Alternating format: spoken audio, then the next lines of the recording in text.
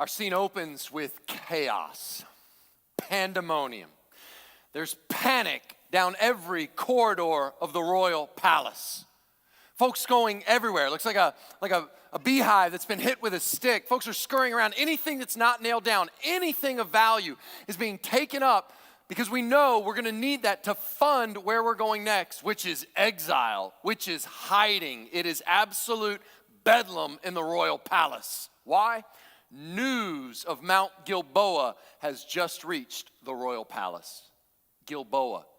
It was supposed to be your last stand against your arch enemy, the Philistines. It was going to be when finally King Saul and his army was going to take them down and drive them out of the promised land. Instead, the reverse happened. The Philistines turned out to have a larger army. The Philistines had all the military technology, and word has come back that Saul's first son is dead. Saul's second son is dead. Saul's third son is dead on the field of battle at Mount Gilboa, and the archers have pressed in on Saul, and a few arrows have reached Saul through his armor. He knows he's mortally wounded, so he asks his armor bearer to finish him off and run him through with the sword. The armor bearer refuses, so Saul falls on his own sword, and the armor bearer does the same. Now news has come back to the palace. The king is dead. At this point, it's every man for himself. You know what's going to happen next. There's going to be a bloody battle for the throne. Somebody's going to take over the palace. You don't know if it'll be a Philistine. You don't know if it'll be a child of Israel. All you know is you belong to the house of Saul. Therefore, your time is over, and you've got to go into hiding. And sure enough, heading into hiding. In the midst of all the chaos and the panic and the bedlam, the nursemaid sees him there in the corner, crying. Barely a preschooler, 5 years old, crying, looking around, wondering what's going on, way too young to know that his father and his grandfather are dead on the field of battle. Out of pity, the nurse scoops him up, and as far as she knows, he may be the last surviving heir to the throne in the house of Saul. And as she scoops him up, she's running as fast as everybody's running, and the crowds are pressing. She runs as fast as she can, but in the chaos, she trips. And against the hard ground, the little baby's legs are dashed and his legs are shattered. He'll never walk again. He screams out in pain and agony and has to be carried screaming the whole way into exile. He'll never walk again. He'll live the rest of his life in exile, but at least he's alive. Well, the Philistines celebrate for a time, delighted that they've caused civil war in their arch rival Israel. And while there's a battle for the throne, one of Saul's sons who escaped manages to unite some of the northern kingdoms, and there is a bloody skirmish to take power over the throne. Who will reign in Israel? But in the end, it turns out that little shepherd boy from Bethlehem won the day. And after all this intrigue and bloody battles, the house of Saul has officially given way to the house of David. That's where we find ourselves today. Now, I first heard Pastor Chris Brown out of San Diego dramatize that story, but he didn't make it up. You can read it for yourself in 2 Samuel. If you'll flash back to 2 Samuel 4, for example, it tells you the story. Jonathan, the son of Saul, had a son who was crippled in his feet, and it tells you how it happened. He was 5 years old when the news about Saul and Jonathan came from Jezreel, and his nurse took him up and fled, and as she fled in her haste, he fell and became lame. And now we're given the name of this boy, and his name was Mephibosheth. The story then shifts focus, and we don't hear about Mephibosheth for 15 years. This son of royalty with such promise, now powerless, broken by a fall, now exiled with no place to truly call home. And though since he's part of the house of Saul, he is an enemy to the reigning King David. And now let's pick up the action in 2 Samuel 9. That's our text for today, 2 Samuel chapter 9. If you have your Bibles, turn to 2 Samuel chapter 9. And we fast forward 15 years from that scene I just described for you. Here we are 15 years later. Mephibosheth has been in hiding, and the story focuses in on King David. David is now safe and secure in his capital city, Jerusalem, and he's thinking, and it hits him.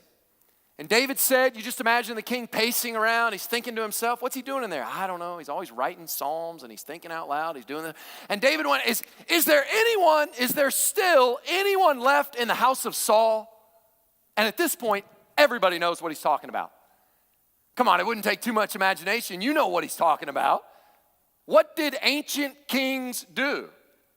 This is nothing surprising. They all assume David is about to do what all the kings of old did. Look, in ancient times, when a new regime, a new dynasty came to power, you better make certain that you eliminate everyone from the old regime, everyone from the old dynasty. Why? Well, you don't want it.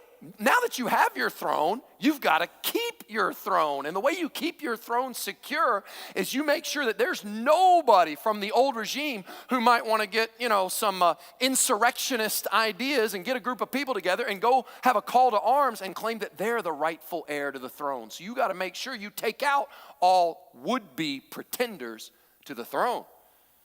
That's what everybody did. As Dale Ralph Davis says, the new king must solidify his position, and it was conventional political policy. Solidification by liquidation. Everybody knew it. Everybody believed it. Everybody practiced it. It's just what kings did. It is so utterly taken for granted that when he says this, everybody's like, yeah, we wondered, when was that day? You're going to wipe everybody out. We'll wipe everybody out. That's what makes the next part of this verse so shocking. Is there anyone still left in the house of Saul that I may show him kindness for Jonathan's sake? What? This isn't what kings did. This is so utterly countercultural. People don't know what to do with this. Now, those of us who've been in the Samuel story, we know exactly what this reference to Jonathan is all about. We know way back in the day when Saul was king and David was growing up, Saul loved this little shepherd boy David who slew Goliath with a stone and played the beautiful music on the harp. And David ate at the king's table, and growing up with David was the king's own son Jonathan. They grew up together and became best friends. And so here he is sitting right next to the king's own son. But Saul began to turn from God and do evil, and he lost his mind, and he started to treat David as an enemy. And so finally the day came, after multiple attempts on his life, David realizes he's lost his place at Saul's table. And honestly, right then and there, speaking of conventional policy, Jonathan probably should have taken David out. Jonathan knew that God had sent for the prophet to anoint David. He knew David was sort of on the way in and Saul was on the way out.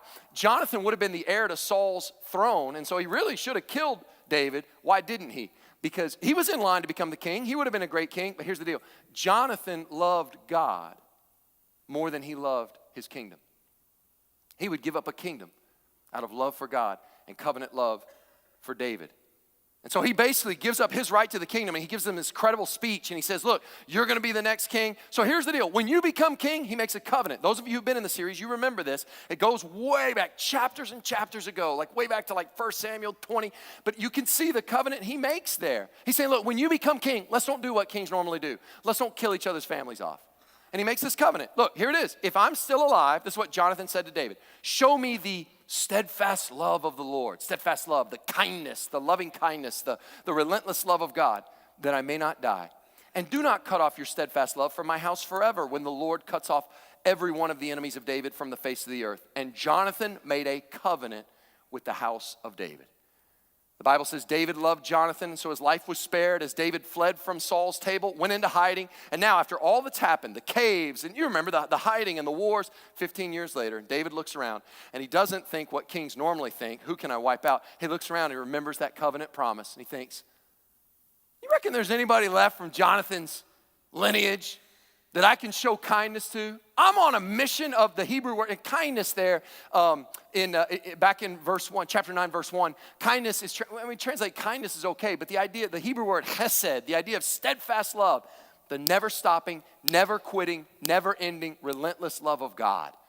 The idea of steadfast covenant faithfulness. He's looking around, he goes, I want to show that to somebody. Now that is so counter to culture, and that's what makes it so beautiful. I know it may not be a main point of this passage, but how can you not? Can I just make that an application point?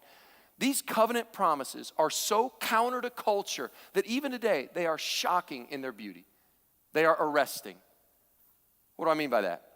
David could have very easily been like, look, I know I said some stuff. I know I made some promises, but that was a long time ago. I didn't say that. Or look, I would be happy to keep my promises that I made to Jonathan, but that would be very costly, so I can't afford to keep that promise. No. Or he could say like, look, I kept my side of the deal. I never harmed the house of Saul, and the house of Saul has done nothing but try to harm me. So I'm sorry, covenant off. Y'all broke your end of the bargain. No. Covenant keeping in our world is so beautiful because it's so rare. Tim Keller has this great insight, I think he's right, that we live in a world of disposable relationships. Keller makes a distinction between the difference between consumer relationships and covenant relationships. He calls consumer relationships retail relationships versus covenant relationships. And here's how it works. In a consumer relationship with a retailer, the thinking is basically this: I'll be in relationship with you so long as you're giving me good merchandise at a fair price and good customer service and all that, then we're in relationship. And the minute that stops, I'm out. I'm going to another retailer, right? It is a disposable relationship that is based on me getting my needs met. So in other words, I will sacrifice the relationship to meet my needs. If my needs aren't being met, I'm out. I'll sacrifice the relationship to meet my needs. In a covenant relationship, I will sacrifice my needs to sustain this relationship. What a difference. I'm committed to that relationship. Even if I feel like I'm not getting my needs met right now the way I think they should be met, I'm putting the relationship ahead of that. I am unconditionally, covenantally committed.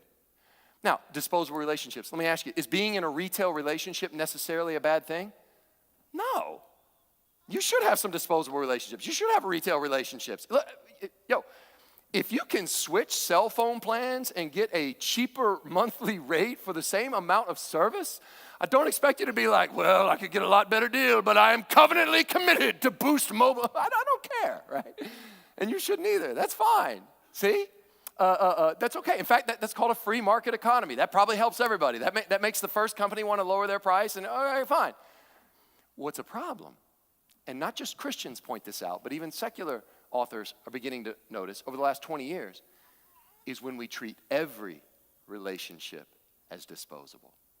We treat every relationship as a retail relationship. Hey, I'm putting too much into this relationship on the cost side for the benefit I'm getting out of it, so I'm out. Think about how many of our relationships that should be covenant relationships look a lot more like that. Which is why, even people that aren't Christian admit real, honest covenant keeping is beautiful. It's beautiful because it's so rare. I'm thinking of a couple been married many, many, many years, elderly couple, and now he's well advanced in age, very old, and she's got a dreadful disease.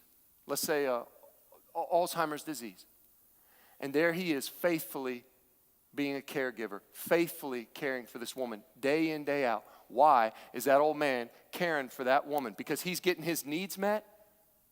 No. Because 50 years ago, he made a promise in sickness and in health. And he has no intention of breaking that promise. You don't have to care about God. You don't have to be a Christian. You look at that and you go, now that's beautiful. That's right. Because most people go, when I'm not getting my needs met, I'm out. Now, you will begin to apply that to the covenant relationships in your life. You're smart people. You can figure out the applications. You can think about that in those of you that are married, in your relationship with your spouse. You can think about that in your relationships with your close friends. And I know pastors sometimes get on their high horse and they talk about people aren't committed to the church. They're not committed to local church. I'm not going to sit up. Look, I'm not going to beat anybody up or make you feel guilty. But that's not the way to approach this covenant thing. What I want to just ask you to think about is how beautiful and rare a covenant-keeping promise is. Ponder with me the covenants that were made right up here as we started the service. Ponder that with me. And think about the way you treat the church. So, I'm not here to guilt any parent and saying, well, you're not there every Sunday, you're not there every Wednesday, and so you're being a bad parent. You got a lot of things. You're like, here's what I am saying. Parents, grandparents, here's what I am asking you to do. Since we have a baby dedication and you guys are in the front, let me just speak a word, just like I'm having a cup of coffee with you. This is what I want to say to you. I'm not here to make you feel guilty or bad. What I do want you to see is the beauty. Close your eyes and imagine that kid you dedicated, 18 years old, walking across this stage as a graduate. And imagine them with a legacy of faith that has weathered some storms. Imagine them being in the house of God week after week, not in some retail relationship where, well, as long as it meets my needs, otherwise I'm out. But they have been with God's people. They have worshiped with God's people. And you know, when you send them out in the world, they have a legacy of covenant faithfulness that can't be built overnight in a retail relationship. It can only be built Sunday by Wednesday, by Sunday, by Wednesday for 18 years. And they've got a rock solid covenant faithfulness upon which to be launched into the world. And tell me that's not beautiful. Tell me that's not a compelling vision for why you pick church when it's so much easier to not go week after week.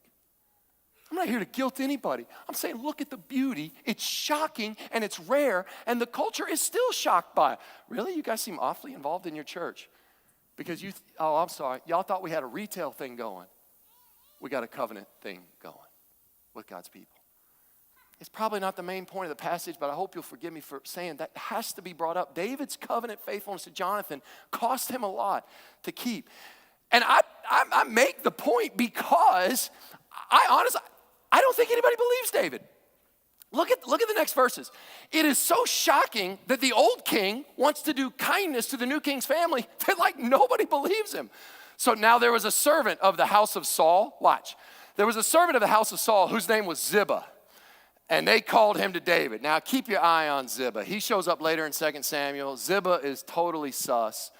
So I got my doubts about Ziba.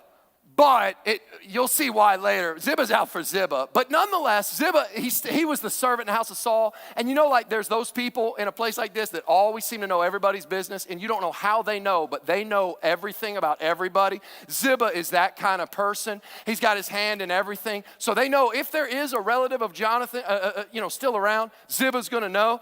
They call Ziba in. I love this. And the king said to him, "Are you Ziba?" And he said, "I am your servant."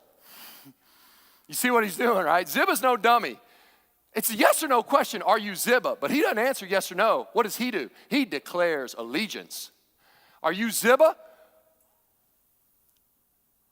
I just want you to know I am 100% David. I am King David. I am Team David. Saul? Saul who? Hate Saul. Not a fan of Saul, right? You see what Ziba's doing. Ziba's saying, hey, I need you to know where my loyalties lie. I am completely your servant. And the king said, is there not still someone in the house of Saul? And at this point, you know Ziba's like, there it is. You can imagine Ziba hanging his head. Well, I knew this day would come. And I knew I would have to rat out the location of Jonathan's son who fled 15 years ago. What was the boy's name? He has a name. And I knew this day would come, but he's prepared to give up the location of this boy in exile. What he's not prepared for is what the king says next. And the king says, no, you didn't let me finish. I want to know if there's somebody in the house of Saul that I may show the kindness of God to him. Now he's moved not just from chesed, kindness, to the chesed of God, to the steadfast love of God. I want to show that. And I don't think Ziba believes him. I think he's totally confused. He's like, you want to do what to your enemy?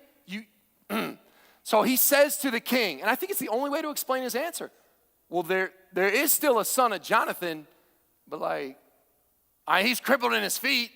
Now, there's no need to add that detail unless you're Ziba and you don't believe the king.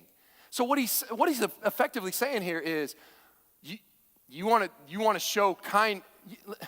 I mean, yes, there is an heir in the house of Saul, but David, you don't got to worry about him. He's no threat. He's crippled in his feet. He's not going to come march in here and take over the throne. He can't even walk. So I know what you're thinking. And I'm a little confused by why you keep calling it show kindness. But I think I'm starting to pick up what you're saying. You want to show kindness, by which you mean execute him. Okay. So I tell you what, David, you don't need to show kindness to him because he's not a threat to you. So he can't walk. It's okay. Let it go. I love this. David doesn't say, well, tell me more about his condition. Or, well, I didn't know about that. Let me think that through. No, when David all he needs to hear, you had me, there's still a family member left. David's only question is, where is he? King said to him, where is he? And Ziba said to the king, well, he's been in hiding, your highness. He's in the house of Machir, the son of Ammiel, at Lo-debar. He's been hiding from you. He's been in exile. Now, he's been in this town, Lo-debar. Lo-debar. Y'all, I have consulted multiple Bible dictionaries, and there is a range of meanings for Lo-debar, but none of them are good. You do not want to be in Lo-debar. One Bible dictionary says Lo-debar means no pasture or without pasture. Others argue for a range of meanings, from no bread, one is no word, or my favorite translation, nothing. You don't want to be in Lo-debar. Ain't nothing down in, let's go to Lo-debar, Texas. It's a totally different, nobody went there. You don't want to be in Lo-debar. No pasture. No pasture, no place to grow. Not no pastor, you might enjoy that. It's no pasture, Lo-debar. Place of exile. Place where nothing grows, a nothing town, Lo-debar. Their city motto was Lo-debar, as in lowered the bar of expectations, because there's nothing here, so don't get your hopes up. Let me ask you something. Why would you live in Lo-debar? I'll tell you why. You wouldn't choose to live there. You would live in Lo-debar because it is a place of exile. That's why. It is a place of hiding. You go to Lo-debar when you do not want to be discovered by the king, when you are in exile, when you are helpless, and when you are an enemy of the current king. You will find yourself in a nowhere place that means no pasture. So, can you imagine when the king's motorcade of limousines pulls up in Lo-debar? Whoo! It's all they could talk about. All 6 of them. They could not get over that. Can you imagine? Then King David sent and brought him from the house of Machir, the son of Ammiel, at Lo-debar. Now, what's going on? What's going through everybody's mind? What's going through the mind of this son of Jonathan? His faithful nurse was, you can imagine, there's Mephibosheth and his faithful nurse. As the limousines pull up, and there's no question, they all got Jerusalem license plates, and they know where it's going. It's King David is obviously, that day has come. And then here's the thing, everybody knew it was going to come. And there the nurse hangs her head. We knew this day would come. We're so sorry. We hid you for as long as we could. We were even willing to live in a place like Lo-debar, eke out this existence. And I'm sorry. We hid you for as long as we could, but we couldn't keep you safe forever. And in verse 6, we're given the boy's name. By now, he's 21 years old. He's brought before the king. And Mephibosheth, the son of Jonathan, boy, they're really taking their time with this, aren't they? They're driving home how much of the enemy camp he's a part of. And Mephibosheth, the son of Jonathan, we're all like, we all know that's the son of Saul. They're like, the son of Saul, yeah, we know, came to David and fell on his face and paid homage. And David said, Mephibosheth. And he answered, where have we heard this before? Behold, I am your servant. Now, it's pretty obvious to me that when Mephibosheth is groveling on the ground and hears his name, can you imagine? He assumes, I am your servant. This will be the last words I ever speak. So he's there, he's groveling on the ground, and he hears David say, can I call you Fib?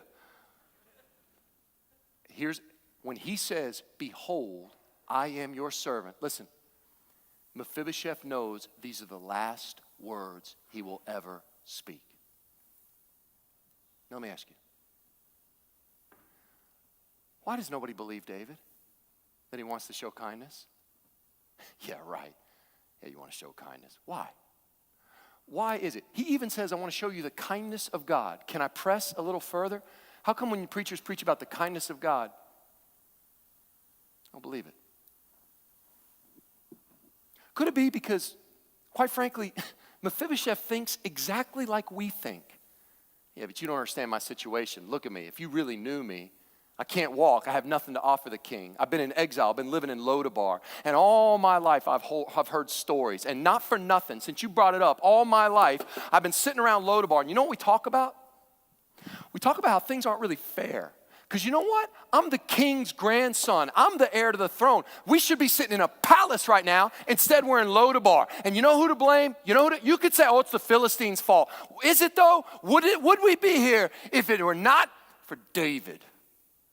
Tell me it wasn't David that started all this. So I just got just a little bit of resentment that's been brewing for the last 15 years in Lo-debar. Every time I look at my legs and realize I can't walk because we were booted out of the palace, ultimately, I think because of David. So he's got a little bit of resentment toward David and a little bit of anger. And they're not quite sure then when David talks about kindness and steadfast love, you'll forgive me if I'm a little skeptical. Or maybe the kindness of God is for David's people. And I could never really fit in as David's people. You know, I'm Saul's people.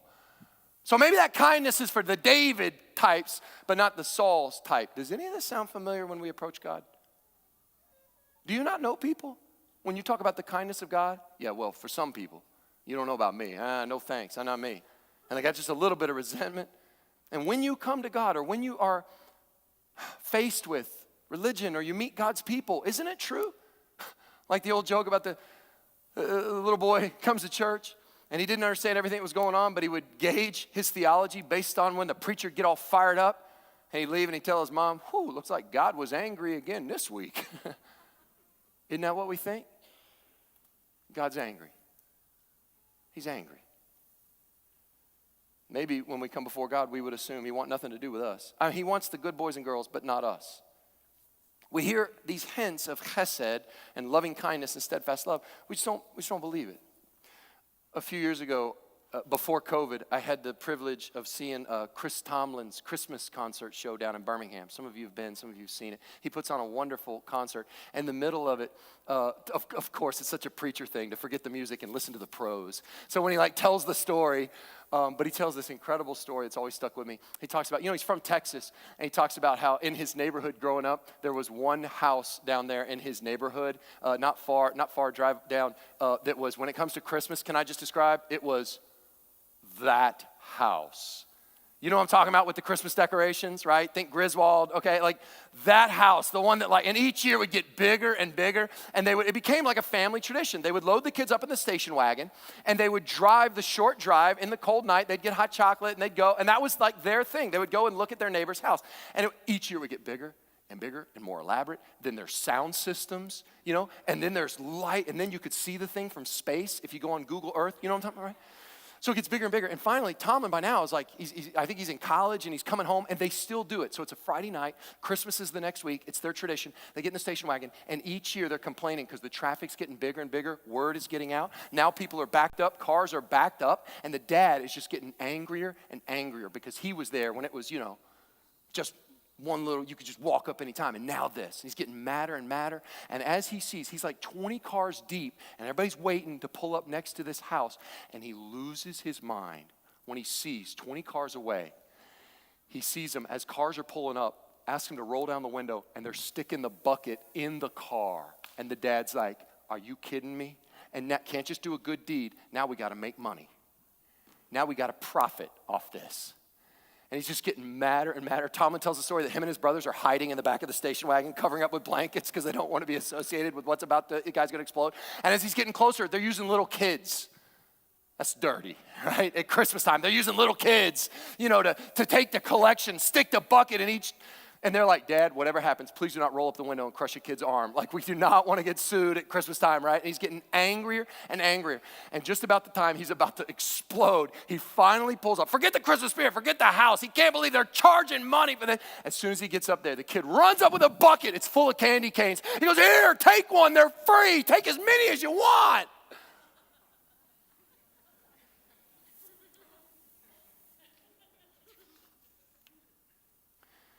Filled with anger and fear, we get madder and madder at a God we think is out to take.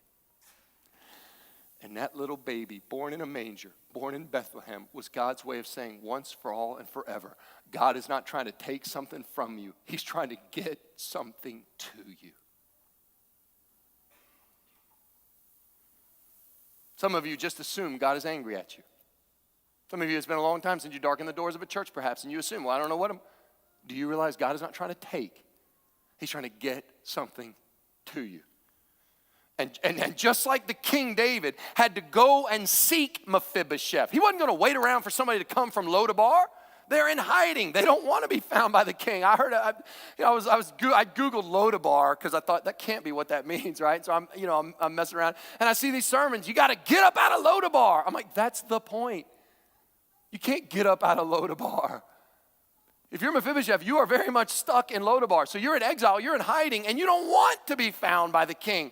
And even if you could be found by the king, you can't walk. You can't make your way to Jerusalem. So the good king has to go out after lost Mephibosheth. And he goes, and just like Jesus tells that story about the shepherd who picks up that lost sheep and brings him home, in the same way, Jesus said the Son of Man came to seek and to save that which was lost. So he gets this Mephibosheth, and when he calls his name, Mephibosheth, when he calls his name.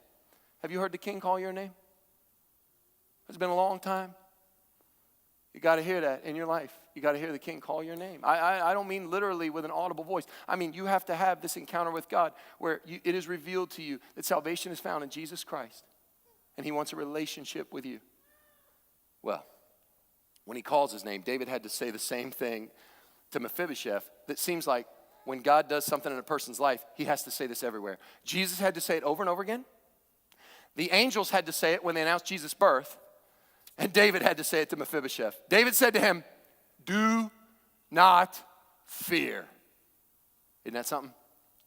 Always having to tell people, do not fear, for I will show you kindness for the sake of your father Jonathan. Do not fear. Mephibosheth thinks, yeah, easy for you to say, but you don't know me. Do not fear. You aren't going to want anything to do with me. Do not fear. I've dreaded the day we would meet. Do not fear. Yeah, easy for you to say you have all the power and I am weak and I'm your enemy and I've got a few resentments. And honestly, if the roles were reversed, I know what I would do to you. I would nail you to a cross. Talk to me about do not fear. So just make it quick, use a sharp blade, get it over with quickly, cut my head off or whatever it is you kings do to eliminate rivals. Just do it quickly. And David says, do not fear, for I will show you kindness. This is a promise of protection. David is saying, Mephibosheth, you got to know, when I look at you, you know who you look like. Mephibosheth's 21 years old at this point. You look just like your daddy, Jonathan. You look just like my friend. So this kindness that you're experiencing has nothing to do with your worth or what you did or didn't do. You got to understand something, young man. This goes way bigger than you. And in fact, it was put in motion long before you ever got here. Let me say that again. You are the recipient of covenant love that was set into motion long before you were born. I'm going to say it a third time.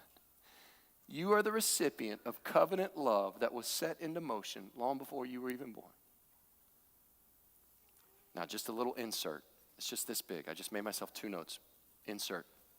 How was David able to love like this? How was David able to get this loving kindness? He tells you, it's for the sake of your father, Jonathan. What does that mean?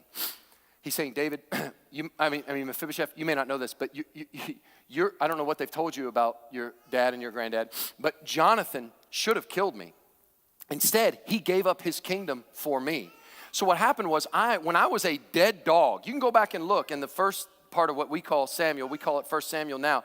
I was a dead dog to Saul. And when I had nothing to offer, your dad, Jonathan, made a covenant promise to me. And he essentially gave up his kingdom so that I could be here today.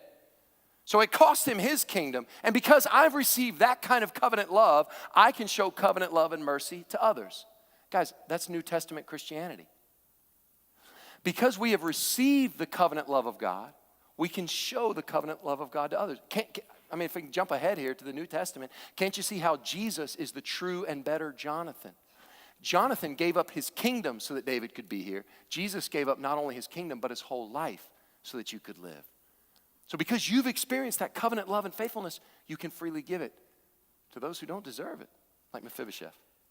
Well, we've got to bring this to a close, and we're just going to unpack the rest of this verse here. I'm going to show you kindness. That's a promise of protection, and we're just getting started. And the rest, I'm going to restore. I will restore to you all the land of Saul, your father. All that was taken from you in the fall. Think about all that was lost. Your father had a right to this land. It was lost in the fall. And now, instead of being planted in a good land, you're over here in Lo-debar, no pasture. Well, I'm going to restore all that. And probably the best way to preach this is not to go on and on about it, but just to ask you in your heart, can you testify to that? Not fully. There will be a full restoration in the new heaven, new earth. But can you already see, those of you who are blood-bought children of God, can you already see how God has begun to restore all that the enemy wanted to take? I've seen him restore. I've seen him give people their life back, their freedom back, marriages, friendships restored, relationships, dreams they thought were shattered. This grace is in the business of restoring. I will restore. And at this point, Mephibosheth is like, this is a once-in-a-lifetime gift. And David, I will not mess this up. Thank you so much. He's probably thinking, so you've given me my life. That first promise, I will show kindness. Do not fear, I'll show kindness. So I've got protection. And now I've not only got protection, but I've got like independent wealth. You're giving me all that land back. A land was identity, a place in the promised land, writing me back into the covenant promises of God. And you can read in a few verses, he's going to assign Ziba with all his staff to work the land. So he's basically been given an annuity. He's been given all this money, this income that's going to flow in. And he's thinking, this is incredible. I've got my life back. I've got income. Oh, King David, this is amazing. I'll just be on my way. I'll be back to Lo-debar. But wow, things are totally different. And you've told me a little bit about Jonathan. Of course, I never had a father. That all died. He all died when I was 5. And so I've always wanted to live in the palace. I've always wanted to understand what that's like. But like maybe we could write letters. You know, David, like maybe we could be like pen pals and like maybe through Ziba, I'll send a letter and then you could have Ziba write your response back. And there's no hurry. You don't have to. I know you're busy. You're the king. But like whenever you could, I would love to know more about Jonathan. I'd love to know more about Saul. And I'd love to know how on earth you became the king. You had this heart of kindness that you're going to protect me. And I just can't believe it. I'll be on my way whenever the limousines are ready. Obviously, they're your limousines, so I'm on your schedule. This is more than I could hope for. This is amazing. I'm overwhelmed. Thank you. And that's when David drops the ultimate. And you shall eat at my table always. I'm sorry, what? Eat at my table means adoption into the king's family. Mephibosheth, who longs to be in a family, is so thankful. And he's thinking, well, I've had a lovely time here in your palace, but all good things must come to an end. I guess I got to head home. And David says, you are home. This is now your home. You can eat at my table. You'll see in a verse, I think it's verse 11, my table with the king's son. You're going to eat as one of my own. Now you got these promises, but now this is security, a place in the family. At this point, Mephibosheth's circuits are overloaded and he just loses it. Verse 8, and he paid homage and said, what is your servant that you should show regard for a dead dog such as I? At that point, David probably laughed, dead dog, because that's exactly what he called himself back when he was shown all this grace. It's funny you use that phrase, Mephibosheth. When I didn't have a prayer, I was the recipient of covenant love. I even wrote a song about it. Thou preparest the table before me in the presence of my enemies. My cup overflows. Surely goodness and mercy will follow me, and I'll dwell in the house of the Lord forever. So that's it. In a moment, Mephibosheth goes from being a helpless, homeless enemy to being a child of the king. Now,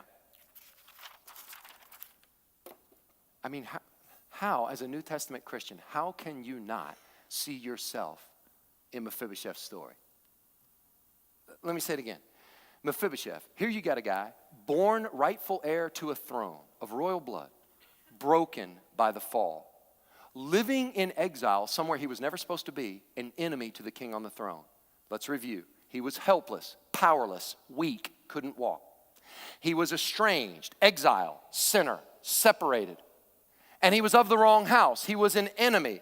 Helpless, sinner, enemy. Weak, sinner, enemy. I can't prove it. I'll never be able to prove it. But I think that when the Apostle Paul wrote Romans chapter 5, he gets to this one paragraph, verses 5, 6, 7, 8, 9, and 10. And when he gets to those verses, I can't prove it, but I think he was illustrating this story of Mephibosheth. Because you got this weak, powerless person Christ died for. And this sinner and this enemy. And here's what Paul writes in Romans 5. Yeah, but what about those of us who are powerless, those of us who are weak, who have nothing to offer? Romans 5, verse 6. For while we were still weak, at the right time, Christ died for the ungodly. Well, okay, but what if it's worse than just weak? What if I've actually sinned against God? What if I'm living in Lo-debar and I'm in exile? What does God have to say about that? Well, I'm glad you brought that up. While we were still sinners, verse 8, Christ died for us. Well, okay, but what if it's not just that I'm weak and it's not just that I'm sinful, but what if I'm actively hostile toward God? What if I'm an enemy of God and under the wrath of God? Paul says, well, it's funny you bring that up. While we were enemies, we were reconciled to God by the death of his son. His answer to all these objections is the cross of Calvary. Well, Brandon's going to come and lead us in a time of response, a time of invitation. You know, these verses, what an incredible way to end. So Mephibosheth ate at David's table like one of the king's sons. And then has this really unusual conclusion. So Mephibosheth lived in Jerusalem. I want you to think long and hard about why the story would end with this verse. It's interesting the way it ends the way it does. So Mephibosheth lived in Jerusalem. Okay, so it's emphasizing no longer in Lo-debar. We're now in Jerusalem. For he ate always at the king's table. That's like the third time it's emphasized. He's eating at the king's table. Now he was lame in both his feet. And it's the third time the text emphasizes lame in both feet. Why would you bring that up? Doesn't that seem like a really odd way to end this amazing story? You would never do that in a modern telling of this. You would never end Mephibosheth. The guy's name meant shame. Oh, and by the way, probably referred to this terrible tragedy he had, and that's where it ends. I wonder if, in this verse, it's here for our instruction. Because latent in this verse, to me, I see it, is the gospel. It's more. The gospel's more. See, to the people who would say, I'm not very sinful, I don't need the good news of the gospel. Oh, I think you're more wicked than you're giving yourself credit for. And to those who would say, but God's love only goes so far, I would want to say, oh, it's more. And that's what you see here in this passage. He was lame in both his feet is a reminder that we still struggle with sin. We still struggle with these things that we would say, this is not okay. And I think it's a reminder to those who think that they get to the king's table because they're like Absalom. Ooh, now there's a king's son. There's King David's son for you with the impossible good looks, and handsome Absalom sits down. And then maybe Solomon walks in. Maybe you got to the king's table not because of your looks. Maybe you got to the king's table because of your wisdom. Woo! And there David's son Solomon, he comes, sits at the table. He's so wise. Of course, he'd get a place at the table. Or maybe you're like Tamar with all her beauty. Or maybe you're like Joab, one of David's mighty men. You come in from the dust of battle, and you've got all these stories of courage and heroism and bravery. And if you think you sauntered up to the kingdom of God, if you think you're here because God is lucky to have you on his team, if you think you're here because of course I have a place at the table. I was born in a good family and I was raised and I've lived a good moral life and I never cheated on anybody, so of course I deserve a place at the table. Look at that verse and look at the truth. You were carried to this table. The gospel's more. The gospel will not allow us to lie to ourselves and say, you're talking about the mask you put up in front of other people. I'm talking about the lame in both feet. I'm talking about the stuff nobody sees. We're all Mephibosheth. But here's the best part. But to anybody who would say, but that invitation is not available for me, I would say, that's not up to you. He ate at the king's table. And if it's the king's table, then the king can invite whomever he wants. And he has put you in the crosshairs of the target of his steadfast love when he stretched out his arms and he died for you on Calvary's cross. Carry me to that table. You are loved to the sky. And when you sit at the table, wouldn't that be fun to look around that table? When you sit at the table, you know what the best part about sitting at the king's table is? Whether you're Absalom or you're Tamar or you're Joab or you're Solomon or you're Mephibosheth, Mephibosheth's shameness was covered when he was at the table. See, God's tablecloth of grace covers all that shame. Everybody looks the same when you're at that table. The ground at the foot of the cross is level ground. Nobody can pull rank and say they earned a right to be here. God can save even Mephibosheth, he can save even me.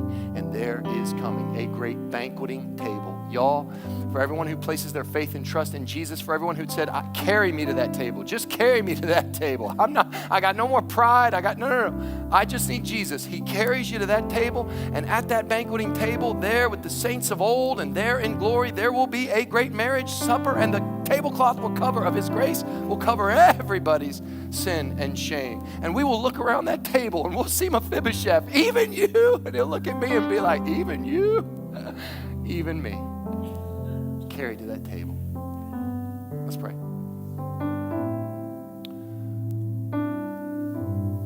God, I ask that you would grant fresh faith to those who still think that maybe you're trying to take from them. Show them today you're trying to get something to them. And don't let them doubt your goodness. Let them see you and your goodness in a new way, shining like a diamond from 2 Samuel chapter 9, a hidden gem in the Old Testament of your unrelenting grace. Reveal that to us in a new way. In Jesus' name, amen. We're going to have a time of invitation. That's all that is, invitation. It's not a manipulation. It's not a coercion. I'll tell you this. The only thing that Mephibosheth, he could have missed out on would be if he said, I don't really believe David is as good as he says. I'm going to stay right here in Lo-debar. The only thing that would keep a sinner from finding that grace would be to say, I just don't believe God is as good as he says he is. And I'm here to tell you, God is as good as he says.